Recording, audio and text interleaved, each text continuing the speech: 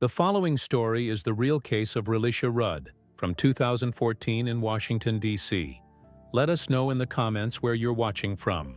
She was just 8 years old, with a bright smile that could light up even the coldest corners of a shelter. Her name was Relisha Rudd, a name that, in Washington, D.C., became synonymous with heartbreak, unanswered questions, and a child who simply vanished, right under the noses of everyone who should have protected her. What happened to Relisha is not just a mystery. It's a haunting wound carved into the conscience of an entire city. Imagine this: a little girl growing up not in a warm home with toys and bedtime stories, but in a homeless shelter, a converted hospital where hundreds of families crowded into sterile rooms with shared bathrooms and flickering hallway lights. Her world was already fractured, but it was about to break completely.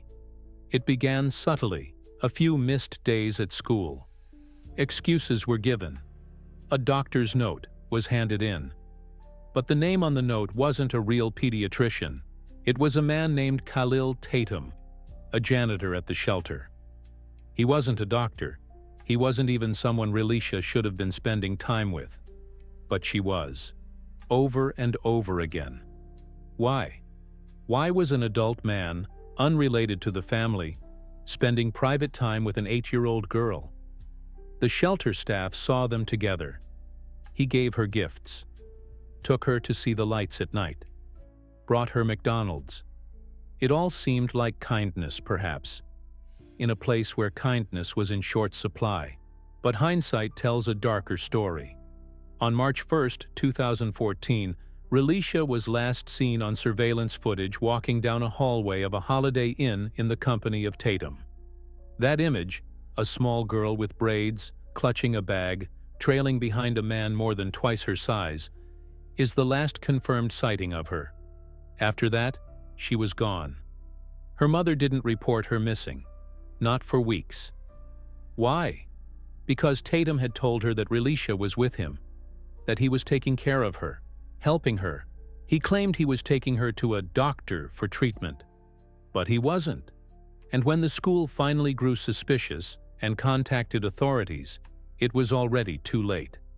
By the time the search began, the trail had gone cold. What followed was a frantic citywide manhunt. Investigators pieced together Relisha's final movements, uncovering a sickening pattern of neglect, deception, and possibly something much worse. But no matter how many flyers were printed or leads pursued, no one could find the little girl who once loved playing with her siblings and dreamed of becoming a hairstylist. Then, as suddenly as Relisha had disappeared, something even darker emerged. A body was found, but it wasn't hers. It was Khalil Tatum. He had shot and killed himself in a wooded park just days after the search for Relisha went public. The man who held the answers had taken them to his grave. And Relisha? She was gone. Just gone. No body, no clues, no peace. What happened to her remains one of the most haunting cold cases in modern American history. A brutal reminder that some of the most vulnerable children can vanish in plain sight, hidden behind society's blind spots. This is the story of Relisha Rudd, the little girl who vanished from a shelter and from the world. The D.C. General Shelter wasn't supposed to be a place where children disappeared. It was supposed to be a last refuge.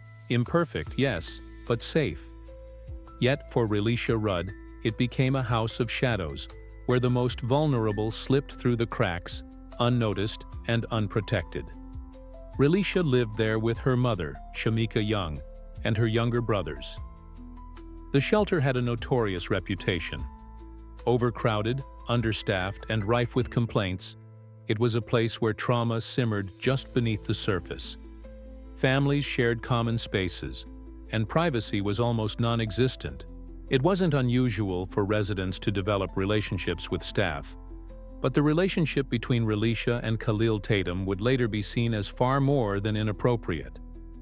It was the beginning of a nightmare. Tatum was a janitor, a man with a clean background on paper but a history of disturbing allegations buried under bureaucratic failure. He was charismatic, friendly, and helpful.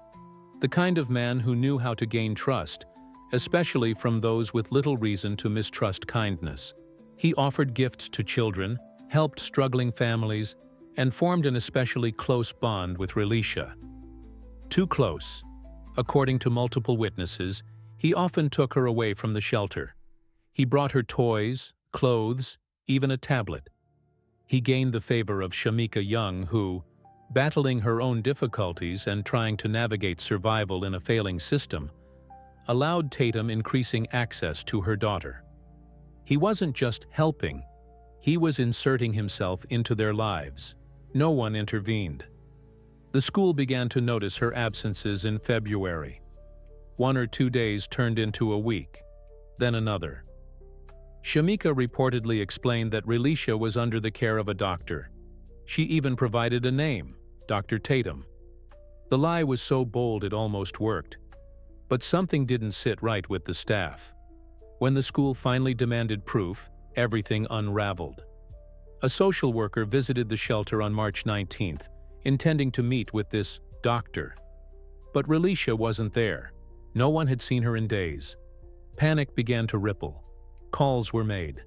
And then came the most chilling realization. This wasn't just a truancy issue. This was a missing child case. And the man last seen with her had vanished too. The hunt for Relisha began in earnest. Authorities searched the shelter, the school, the Holiday Inn where she'd last been seen, and every place Tatum had ties to. What they found only deepened the horror. Tatum's wife, Andrea, had just been found shot to death in a motel room in Maryland, killed execution style. The main suspect? Khalil Tatum. It was now clear, this man wasn't just a suspect in Relisha's disappearance, he was capable of murder. But where was Relisha? Investigators hoped Andrea's murder might hold clues. Was it to silence her? Had she known something? Or was it simply a part of a broader unraveling? None of the answers came fast enough. Meanwhile, Tatum's whereabouts remained unknown. His phone was off. His car was abandoned. He had simply disappeared into the woods, and Relisha was still missing. The public began to learn her name and her face. Posters flooded the city. News outlets ran nightly segments. Candlelight vigils were held. The mayor issued statements. Yet the core question remained painfully unanswered. How does a little girl, living in a government-run facility, simply vanish without a trace? Relisha's story had stopped being just about a missing child. It had become a mirror, showing a city's failure to protect its most fragile citizens. The systems meant to watch over her, the shelter, the school, the welfare agencies, had all failed her, one by one. And as days turned into weeks, that failure only grew more unbearable. By late March 2014, the name Relisha Rudd was no longer just whispered through the shelter halls or scribbled on a school attendance sheet. It echoed across Washington, D.C., on every street corner, flashing from news vans and posted in store windows. Her story had now become a full-scale crisis. Not only a tragic missing persons case, but a painful indictment of a system that had ignored too many red flags. Police began assembling every thread of Relisha's life. Where had she gone? When exactly had she disappeared? Her last confirmed sighting was March 1st. Surveillance footage showing her and Khalil Tatum entering the Holiday Inn on New York Avenue. But no footage ever showed her leaving. Tatum exited alone. That detail sent chills down investigators' spines. What was she doing there? Why had no one questioned a middle-aged man checking into a hotel with a young girl who was not his daughter? As police traced his movements, a chilling timeline emerged. After that hotel visit, Tatum began a pattern of erratic behavior. He purchased construction-grade trash bags, a shovel, lime, and large quantities of cleaning supplies from a Home Depot. Surveillance video captured every moment. He looked calm, methodical, as if he were following a plan. Then came March 20th, the day authorities found his wife, Andrea Tatum, dead in an Oxon Hill motel. A bullet to the head. No sign of struggle. No sign of Relisha. The horror deepened. Investigators were now certain. This wasn't just a kidnapping. This was a man unraveling violently, methodically. And Relisha, an innocent 8-year-old girl, was likely caught in the middle of something unimaginably dark. Over the following days, law enforcement launched one of the largest search efforts the city had ever seen. DC police partnered with the FBI. Dogs were deployed. Helicopters buzzed over parks and rivers. The ground search zeroed in on Kenilworth Park and Aquatic Gardens, a wooded area near the Anacostia River that Tatum had ties to. That's where they believed he might have gone after fleeing the city. What they found there, however, was not the closure anyone hoped for. On March 31st, inside a locked shed, investigators discovered the body of Khalil Tatum. He had died from a self-inflicted gunshot wound. A revolver lay nearby. A suicide note? None. Clues to Relisha's location? None. Not even a single belonging of hers. Just his body. And an unbearable silence. The man who had last been with her, the man believed to be at the center of her disappearance, had taken the truth to his grave. It was a devastating blow. The news sent shockwaves through the city. Many hoped Tatum would be found alive, cornered, desperate, and that maybe, just maybe, he would be forced to reveal what had happened to Relisha. But now, that possibility was gone. With his death, the case shifted from urgent manhunt to maddening mystery. It became a search not just for a missing child, but for meaning in an unthinkable tragedy. And still, no sign of Relisha. No body, no belongings, no digital trail. She hadn't been seen on social media. No texts, no calls. It was as if she had been erased. But her memory refused to disappear. Her face, those large, expressive eyes and playful smile, became seared into the collective heart of a city. Billboards bore her image. The shelter where she had lived was placed under intense scrutiny.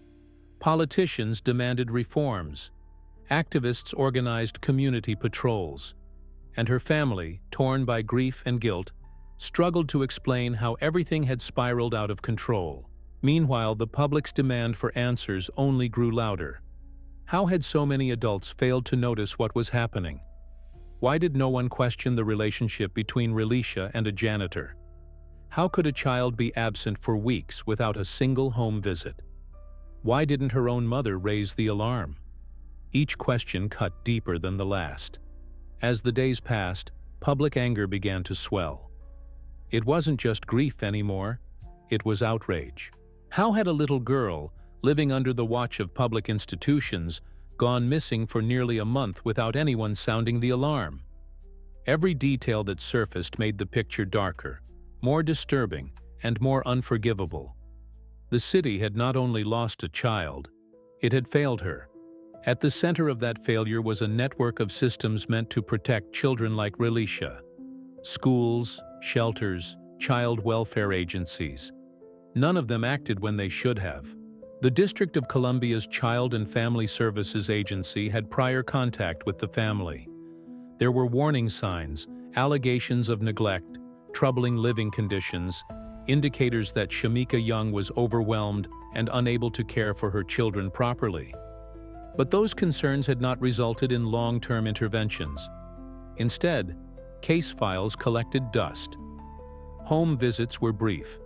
No one connected the dots in time. Then there was the school. For 18 days, Relisha was absent. Her teachers and counselors were concerned, but they were repeatedly told she was under medical care. Shamika Young provided a forged doctor's note, allegedly signed by Dr. Tatum. And that was enough. No one double-checked the name. No one visited the shelter. It wasn't until March 19th, weeks after Relisha vanished, that a social worker took action. By then, the window for saving her may have already closed. Public scrutiny turned into political pressure. City officials faced an uncomfortable reckoning. The mayor's office was bombarded with questions. How could a child disappear from a government-funded shelter? What vetting was done on staff? Why did a janitor have unsupervised access to children? No one had answers that could soften the horror. The DC General Family Shelter was quickly exposed as a symbol of systemic decay. Housed in a former hospital, it was never meant to be permanent housing for families. Hallways were lined with cracked paint and fluorescent lights. Children slept in rooms without locks. Security was lax. Background checks were incomplete. Staff were overworked and undertrained. In many ways, it was a warehouse for poverty, not a sanctuary for families in need. Khalil Tatum had worked there for years. No one raised a red flag when he began bringing children snacks. No one questioned his relationships with residents. When he began taking Relisha off-site, it wasn't reported. Some staff later said they assumed he had permission. Others were too overwhelmed with caseloads to notice. But silence isn't neutrality. It's complicity. And then came the harder questions. Not just about the system, but about Relisha's own family. Many struggled to understand how a mother could allow her daughter to spend unsupervised time with a grown man. Shamika Young told reporters that she trusted Tatum, that he had presented himself as a caring figure. She claimed he was helping their family during a time of need. But critics pointed out that trust had crossed a line. And long before Relisha vanished, alarm bells should have been ringing. Even more haunting, Shamika never reported her daughter missing. It was the school, not the family, that contacted authorities. That detail left a bitter taste in the mouths of many. While some argued that Shamika was a struggling mother trapped in a cycle of poverty and trauma, others accused her of negligence, or worse. Police interrogated her, as well as other family members. But no charges were filed. There was no concrete evidence tying her to foul play. Still, the questions never stopped. Could she have known more than she let on? Did she turn a blind eye to the danger? Was her trust in Tatum a tragic mistake, or something darker? Answers remained elusive. And as time passed, Relisha's name began to fade from headlines. But for those who had come to see her not just as a victim, but as a symbol, the fight for justice and for reform had only just begun. As the spring of 2014 turned to summer, the energy that had once driven the search for Relisha Rudd began to shift. The headlines grew less frequent. The media trucks packed up. The search teams dwindled. But for many in Washington, D.C., the echo of her disappearance never faded. The city remained haunted, not just by the question of where she had gone, but by the uncomfortable truths her case had forced into the light. Communities across D.C., especially in its most underserved neighborhoods, began to speak out. Relisha's story wasn't an anomaly, they argued. It was a symptom of how poverty, institutional neglect, and social invisibility collide to swallow children whole. Black girls in particular go missing at disproportionately high rates in the U.S., yet receive only a fraction of the media attention. Relisha's case broke into the public eye, but how many others never did? Activists demanded change. Town halls were packed with angry, grieving residents. "Where is Relisha?" became a rallying cry painted on murals, stitched onto T-shirts, and chanted at protests. Her name became more than just a question. It became a demand for better shelters, better oversight, better protections for children growing up on the margins. But even as the city reckoned with its guilt, the leads went cold. The FBI established a task force. Thousands of tips came in. Every single one was investigated. Sightings were reported in Baltimore, Richmond, even as far away as Atlanta. Each time, authorities chased the lead with hope. Each time, it ended in disappointment. Back at the shelter, an air of shame settled over the halls. The staff avoided media. Some resigned. Some were quietly reassigned. Residents, many of whom had known Relisha personally, now feared for their own children. Rumors swirled, conspiracy theories emerged, that Relisha had been trafficked, that someone had helped Tatum hide her, that she was still alive, hidden away by someone in the shelter system. None of it could be proven. None of it could be disproven. There were no fingerprints, no DNA, no eyewitnesses, and the one man who might have held the truth was dead in a shed. Even the park where Tatum killed himself became part of the mourning. People left flowers near the shed. Photos of Relisha were taped to trees. It wasn't a memorial, not exactly. It was more like a question mark carved into the woods. Why here? Why now? And what had happened before he pulled the trigger? The mystery was now deeper than ever. Police considered every possibility. That Tatum had killed her and hidden her body. That he had trafficked her. That she had died accidentally and he panicked. But there was no physical evidence to support any of it. Nothing had been recovered from the hotel room. Nothing from the park. It was like she had been swallowed by the earth itself. And so the case grew colder. But not everyone gave up. Her family, fractured and under scrutiny, continued to appear in interviews. Shamika Young insisted she believed her daughter was still alive. Relisha's stepfather, Antonio Wheeler, echoed her hope. Her grandmother, Melissa Young, often appeared at vigils, her voice shaking, urging anyone with knowledge to come forward. But behind the scenes, divisions deepened. Some family members blamed each other. Others blamed the system. No one had peace. In the years that followed, Relisha's name would appear on missing persons bulletins and anniversary articles. Her age progression photos, digitally altered images showing what she might look like at 10, then 12, then 14, became devastating reminders that while time marched on, the truth remained frozen. And yet, her presence lingered.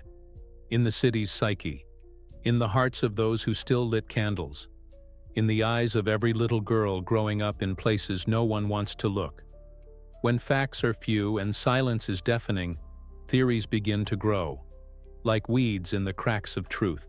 And in the case of Relisha Rudd, speculation became its own form of oxygen.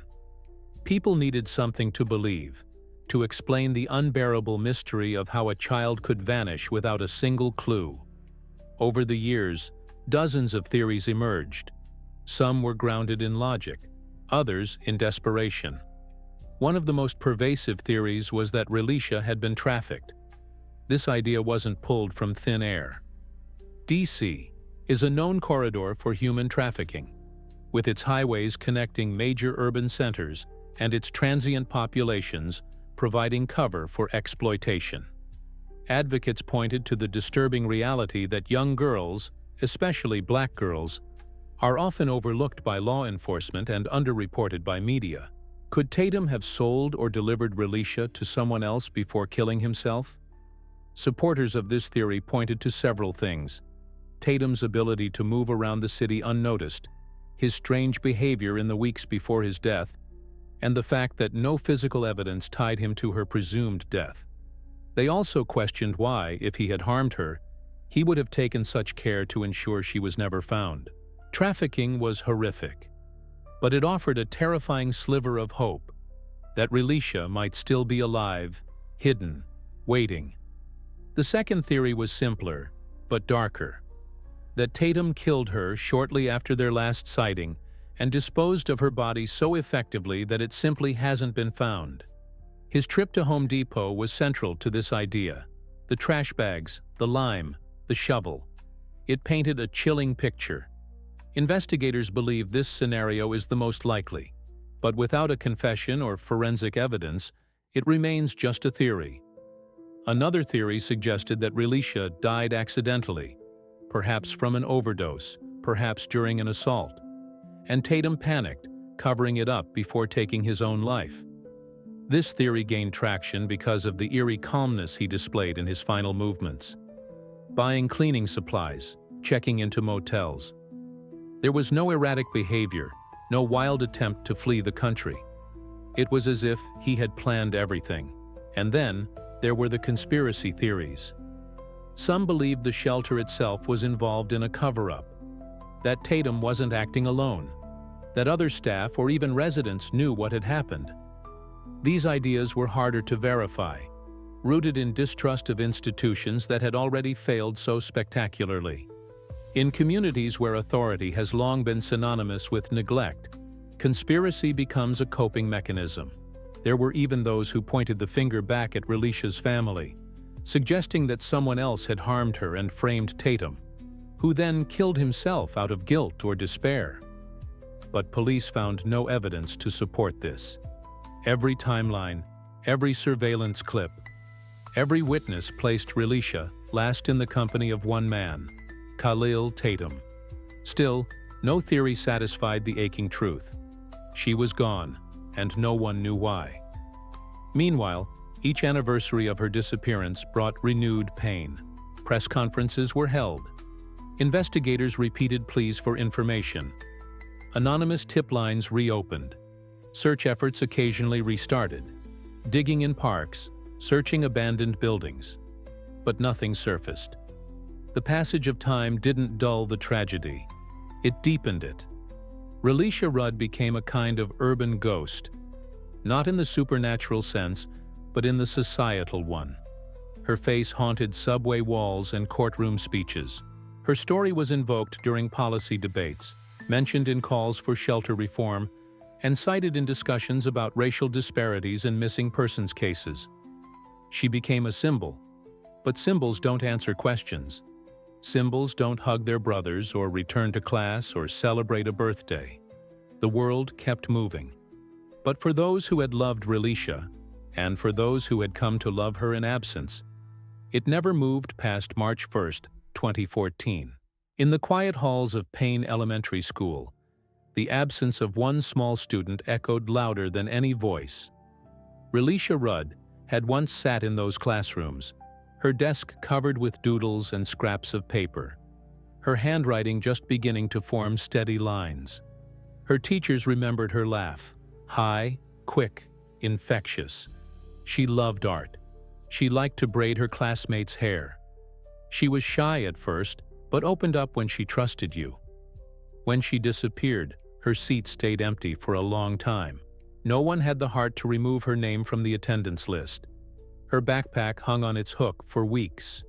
Her drawings remained pinned to a classroom wall. Even the youngest students knew something was wrong. Their friend was gone, and the adults were scared in a way children aren't supposed to see. The school became one of the first institutions to feel the weight of regret. Teachers and administrators questioned every decision they had made. Could they have called sooner? Pressed harder? Reported more aggressively? They had accepted the doctor's note given by a mother they knew was struggling. They had asked questions, but not loudly enough. And when they realized the truth, they acted. But it had been too late. In the years that followed, Payne Elementary implemented new protocols. Any prolonged absence without proper medical documentation now triggered immediate home visits and wellness checks. Counselors were assigned to monitor students in shelters. But for many, it all felt hollow, like sandbags after the flood. Relisha's classmates were deeply affected. Some needed therapy, others transferred schools. At 8 years old, they had been given a harsh, unrelenting lesson about the world. That someone could be here one day and gone the next, and that sometimes adults don't keep you safe. Her teachers carried that guilt. They still do. And the shelter, D.C. General, came under relentless fire. Reporters dug through its past and uncovered years of violations. Broken security cameras, improper staff background checks, even reports of child abuse and assault that had gone uninvestigated. City officials could no longer defend it. The pressure mounted. In 2018, 4 years after Relisha vanished, the shelter was finally closed. It was a hollow victory. No amount of demolition could bury what had happened there. But closing D.C. General didn't fix what was broken. Families were simply moved to smaller shelters scattered across the city. Some called it decentralization. Others called it displacement. Advocates warned that the systemic issues, underfunding, overcrowding, lack of oversight, hadn't been solved, only relocated. Yet amid the wreckage, some tried to build something better. Community organizations launched outreach programs focused on homeless youth. The city invested in trauma-informed care. Missing persons cases involving minors received revamped protocols and faster response times. But reform is slow, and bureaucracy forgets quickly. It often takes tragedy to open eyes, and tragedy fades from the news cycle fast. Still, Relicia's name endured. Each year, the city held vigils on the anniversary of her disappearance. People gathered with candles and signs. Children recited poems. Her family showed up, quiet, conflicted, weathered by time. Sometimes they spoke, sometimes they cried. Always they asked the same thing. If you know something, say something, please. But the leads stopped coming. The sightings dried up. The trail remained cold. And still, that haunting surveillance image. Relicia walking behind Khalil Tatum down the sterile hallway of a hotel remained the last visual proof that she had ever existed beyond memory. Time has a cruel way of reshaping memories. Faces fade, details blur, names slip through the cracks of collective recall. But not Relicia Rudd. Her face still stares from posters across Washington, D.C., those wide, searching eyes. That soft smile frozen in time. It's a photo of innocence, of possibility, and of pain. A child forever 8 years old, though the calendar keeps turning. For those who walk by those posters daily, the image is more than just a reminder of a missing child. It's a mirror, a reflection of a city that continues to live with a question it cannot answer. Have you seen this child? A phrase that once triggered search parties and police pressers now often draws only a second glance, then indifference. But for others, activists, teachers, survivors, and especially mothers, the poster is a wound that never heals. Some residents have made it their mission to keep Relicia's story alive. Volunteers hand out flyers every year. Advocates hold public education sessions about child trafficking, neglect, and abuse. Community leaders speak her name at rallies and protests, placing her among the many children of color whose disappearances failed to spark national outrage. Because that's another cruel truth about this story. If Relicia Rudd had been white, middle class, living in a suburban home, her disappearance might have dominated headlines for months. Her case might have inspired books, documentaries, maybe even a federal task force dedicated solely to her recovery. But instead, she was a young black girl, poor, living in a crumbling shelter. Circumstances that too often render children invisible in the eyes of the media and the public. It's called missing white woman syndrome, the disturbing pattern where disappearances of white girls and women receive disproportionate coverage and urgency. Relicia's case, despite its haunting nature and chilling details, struggled to maintain national attention. News cycles moved on.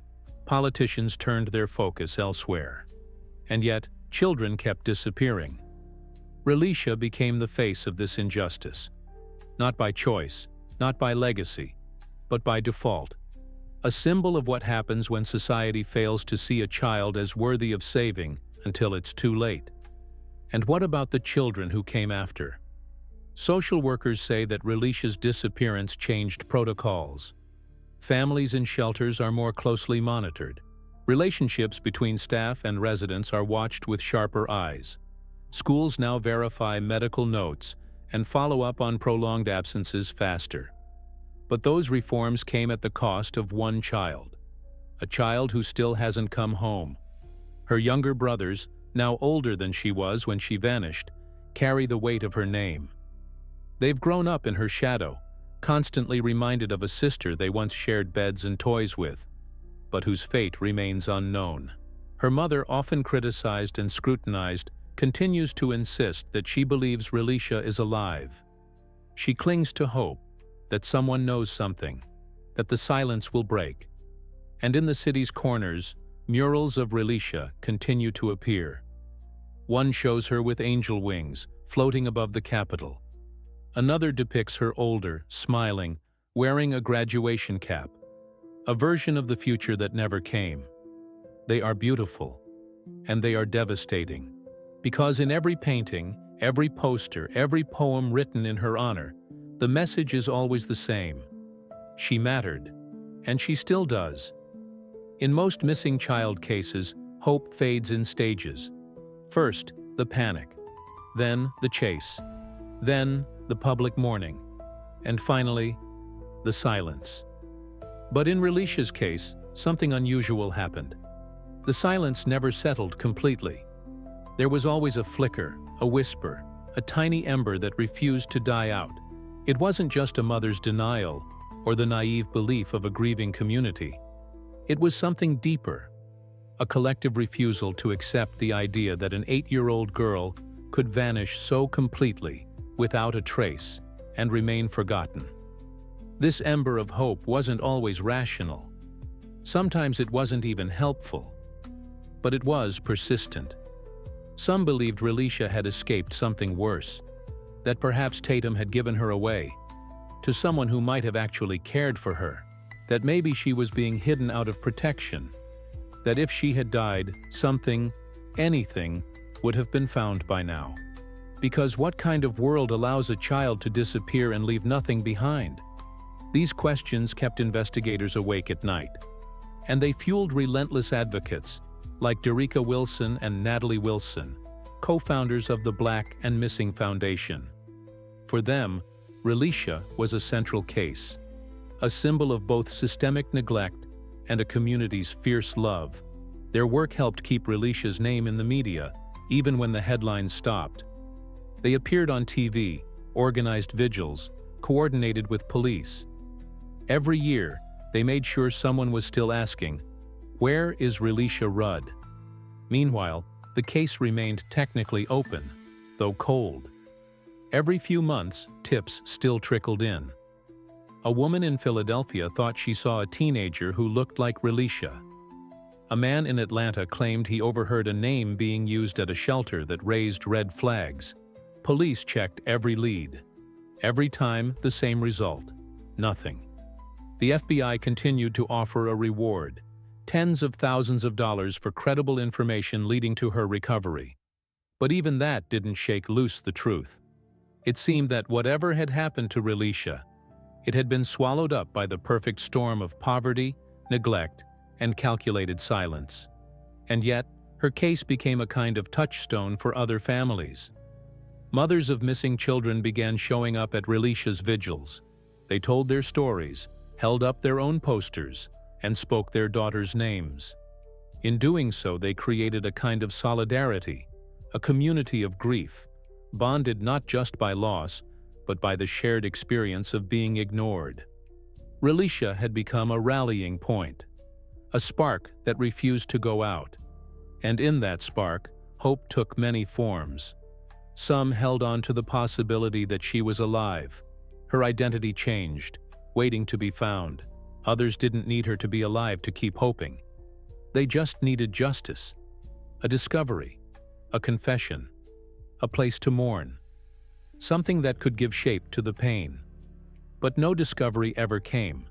In many ways, the silence surrounding Relisha's fate became a sound of its own, a constant hum in the city's subconscious, a name that lived not just in police databases or case files, but in conversations, prayers, and quiet moments of reflection. Even children who had never met her grew up knowing her story. She became folklore, in the most painful sense, a warning, a lesson, a ghost woven into the very fabric of DC's streets and shelters and classrooms. And still, people watched. Still, they waited. Because until a body is found, or a truth is spoken, hope, even in its smallest form, refuses to die. Years have passed since the day Relisha Rudd was last seen, a date that no longer feels like a moment in time, but the dividing line between before and after. Before she vanished, she was a child among many, living in hardship but surrounded by possibility. After, she became a symbol of something much larger: the devastating consequences of collective failure. There have been no arrests, no charges, no trial. There is no killer behind bars, no known accomplice, no grave to place flowers on. There is only the absence, as wide and hollow as the space left in her family, her community, and the systems that should have protected her. But absence does not mean erasure. Today, Relisha Rudd remains listed as missing. Her age-progressed photos are updated regularly. The FBI continues to keep her file active. Her name is taught in classrooms, referenced in training programs for social workers, and spoken in the halls of justice reform panels.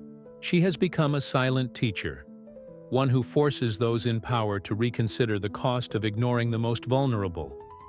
The shelter where she lived is gone now. The building was torn down, the ground repurposed. But the questions that haunted its halls linger. In every cracked sidewalk and abandoned hallway, in every child who walks through a city system that still struggles under its own weight, her presence remains. To understand Relisha's story is to look directly into the face of a society that did not do enough. And yet, despite all this, people continue to believe. In 2023, nearly a decade after her disappearance, a vigil drew hundreds of people. They held candles, they read poems. They stood in silence as her name was whispered over loudspeakers. Not shouted, whispered, as if to say, "We're still here.